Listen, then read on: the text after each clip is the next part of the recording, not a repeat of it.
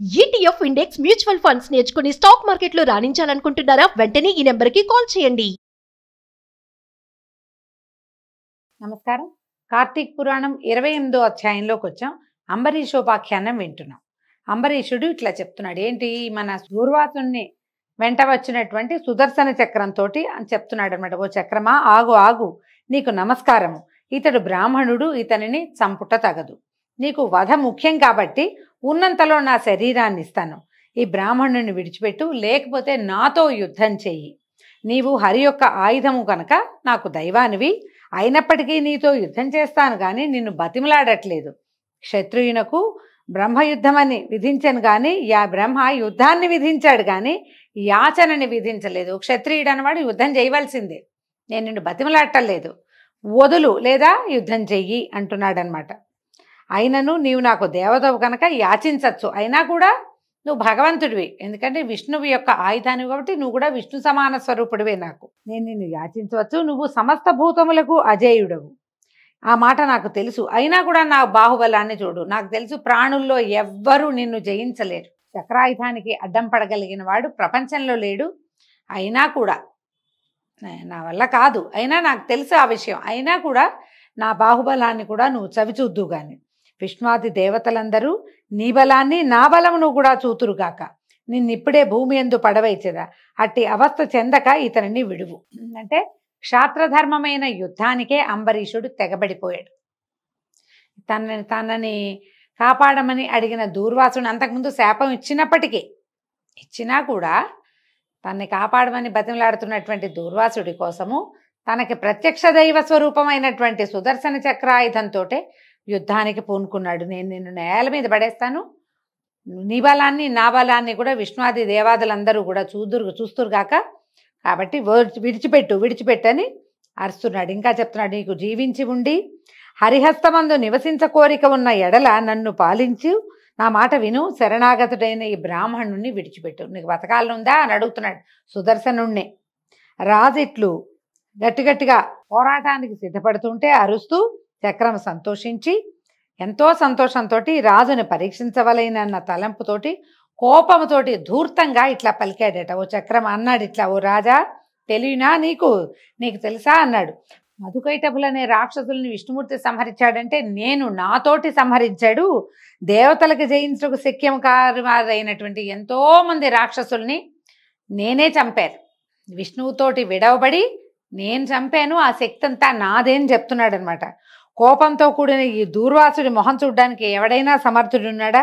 ఇట్టి దూర్వాసుడు శంకర బ్రహ్మల యొక్క తేజోధారి అయినను ఇప్పుడు ఇటు అవస్థను నా వల్ల పొందాను కదా. ఎందుకంటే బ్రహ్మ నుంచి జన్మించినటువంటి ఈయన దూర్వాసుడు బ్రాహ్మణుడు, రుద్రాంశ సంభూతుడు. 2 తేజస్సులు ఉన్నాయి, బ్రహ్మ తేజస్సు, రుద్ర తేజస్సు 2 ఉన్నాయి. ఇప్పుడు చూడు ఇట్లా కాళ్ళు పట్టుకుని బతిమలాడే స్థితి వచ్చింది. అది నా వల్ల వచ్చింది. శంకరుని వలన క్షత్రియ సంహారకమైన తేజస్సు సంభవించింది. ఆ తేజస్సు నాకంటే అధికం కాదు, బ్రహ్మ తేజస్సు కూడా నాకంటే గొప్పది కాదు. అది కూడా నా చేత అనేక పర్యాయాలు అతిక్రమించబడింది. నేను ఎన్నిసార్లు బ్రహ్మ తేజస్సును కూడా తెగొట్టేశాను. శంకర బ్రహ్మల తేజోధారి అయిన దూర్వాసుడే ఇట్టి అవస్థను చెందితే కేవల శంకర తేజస్ సంభూత క్షత్రియ తేజోవంతుడివైన నీవు నాతో యుద్ధం చేయటానికి ఎట్లా సమర్థుడవుతావు? ఇది చూడండి ఎంత బాగా చెప్పారు. బ్రాహ్మణులు బ్రహ్మ తేజస్సు నుంచి జన్మించారు, వారి వంశాలన్నీ బ్రహ్మ తేజస్సుని, అందుకే బ్రాహ్మణులు అంటారు. క్షత్రియులు రుద్రాంశ సంభూతులు, శివుని నుంచి పుట్టినటువంటి క్షాత్ర తేజస్సు నుంచి పుట్టిన వాళ్ళు అనమాట. ఏం చెప్తున్నాడు, ఈ దూర్వాసుడు 2 తేజస్సులు కలిగి ఉన్నవాడే ఇటకు నేల మీద కూర్చున్నాడు, నన్ను వదిలిపెట్టు బాబోయ్ అని బతిమలాడుకుంటూ. నీకొక్క తేజస్సే ఉంది, నువ్వు కేవలం రుద్రాంశ నుంచి వచ్చినటువంటి క్షాత్ర తేజస్సు నుంచి పుట్టినవాడివి. నువ్వు నన్నేం చేస్తావు? నువ్వు నన్నేం చేయలేవు. క్షేమం కోరినవాడు బలవంతుడితో సంధి చేసుకోవాలి అని ఇలా చెప్పబడింది. న్యాయం అది. అయితే నువ్వు మూర్ఖత్వాన్ని అవలంబించి నాతో యుద్ధానికి సన్నద్ధుడివయ్యావెందుకు? నువ్వు హరిభక్తుడివని నేను నిన్ను సహిస్తున్నాను, కాబట్టి దూరంగా పో, ప్రాణాలని వృధాగా పోగొట్టుకోవద్దు అని సుదర్శనాయుధం ఉరుములాంటి కంఠంతో చెప్పాడట ఆయన. సుదర్శనుడు చెప్పేసరికల్లా అంబరీషుడు కళ్ళెర్ర చేస్తూ ఇట్లా అన్నాడట, ఓ చక్రమా, నీవు నా దేవునకు ఆయుధమైతివని నిన్ను బాణముల చేత 100 ఖండాలుగా కొట్టలేదు. నీవు క్షత్రియ ధర్మాన్ని అవలంబించి నాతో మాట్లాడుతున్నావు గనక ఇక ముందు నీకు ఆ గర్వం ఉండదు, నీకేం క్షాత్రాన్ని నేను ఉంచనన్నాడు. నీ గర్వాన్ని నశింపజేసే బాణాలు నా చేతిలో ఉన్నాయి. నేను బ్రాహ్మణుల యందును, దేవతల యందును, స్త్రీల యందును, జ్ఞాతుల యందును, గోవుల యందును బాణములు వదలను. నీవు క్రూరుడవైనను దేవుడు అవటం చేత ఇంతవరకు ఉపేక్షించాను. నీవు దేవత్వాన్ని వదులుకొని క్షత్రియత్వంతో కూడి నా ముందు నిలిచి అగ్నితో సమానమైన వేడి కలిగిన నా బాణాలని సహించు, చూద్దాం. ఇట్లని ఏం చేశాడట అంబరీషుడు 24 బాణాలని ఆ చక్రం యొక్క పాదాల మీదకి విడిచిపెట్టాడు. ఇంతకీ సుదర్శనాయుధం లోయించి మాటలు వస్తున్నాయి. ఆయన స్వరూపధారిగా కనపడలా, అది తిరుగుతోంది చక్రం. ఆ పళ్ళలోంచి నిప్పులు వస్తున్నాయి. 1000 అరలు కరిగింది. అది కదులుతూ ఉంటేనే కళ్ళు మిరుమిట్లు కొలిపోతున్నాయి. 1000 సూర్యుళ్ళ కాంతట దానికేసి తేరి చూడలేరు. కంటికి శ్రమ కలిగించేటువంటి లక్షణం కలిగింది అది. అందులోంచి ఉరుముల్లాంటి శబ్దాలతో మాటలు వస్తున్నాయి కానీ ఆయన స్వరూపంగా కనపడలేదు.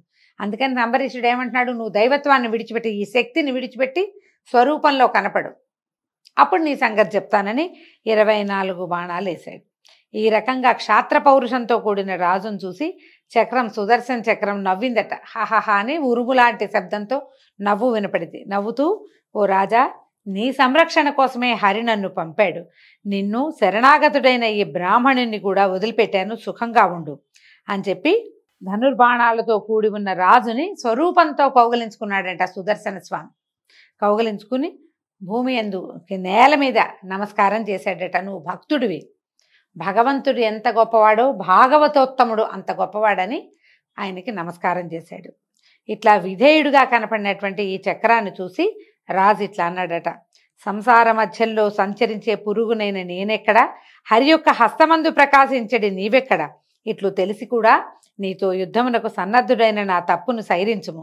నేను నిన్ను తిరస్కరించి విజృంభించి యుద్ధమునకు సమాధానపడితిని.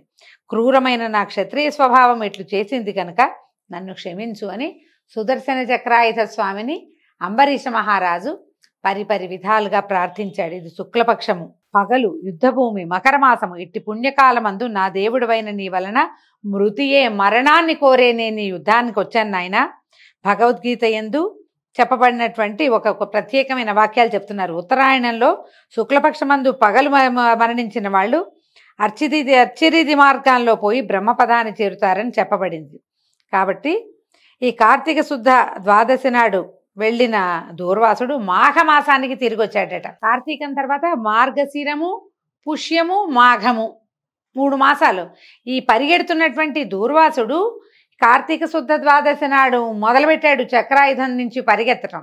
అంతా తిరిగి తిరిగి తిరిగి మాఘమాసంలో మళ్ళీ చేరాడట ఈయన దగ్గరికి. జ్వాలల చేత భయంకరము, దేవదానులకి భరించలేనిటువంటి 100 మెరుపుల కంటే అధికమైన కాంతి కలది అయినటువంటి నీ రూపమును సాధారణ ఒక గవ్వపాటి చేయని వాడని నేనెట్లా సహిస్తాను తండ్రి.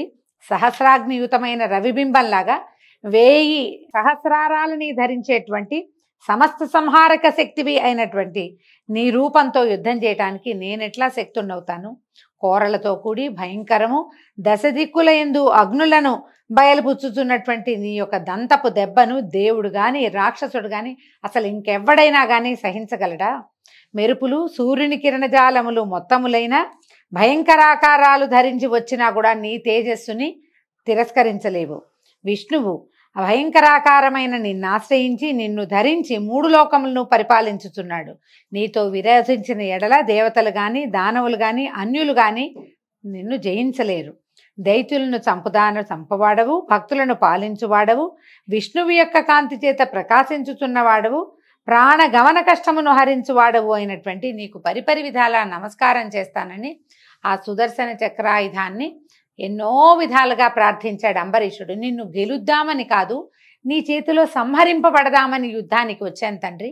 ఎందుకంటే ఈ కాలంలో మరణించిన వాళ్ళు యుద్ధరంగంలో మరణిస్తే బ్రహ్మపదాన్ని పొందుతారు, నాకు మోక్షం వస్తుందని యుద్ధానికి సిద్ధపడ్డాను అని చెప్పి ఎన్నో విధాలుగా ప్రార్థనలు చేసి స్తుతించి భూమి మీద పడి పాద నమస్కారం చేశాడు. సాష్టాంగ నమస్కారం చేస్తున్నటువంటి ఈ మహారాజు అంబరీష మహారాజుని లేవదీశాడట సుదర్శనుడు. లేవదీసి అతన్ని కౌగులించుకున్నాడు. ఇట్లా అన్నాడు, ఈ చక్రస్తోత్రాన్ని అంటే ఈ అంబరీషుడు చేసినటువంటి చక్రస్తోత్రాన్ని 3 కాలాల్లో పఠించువాడు ఆపన్ముక్తుడై చిరతర సుఖాల్ని పొందుతాడు.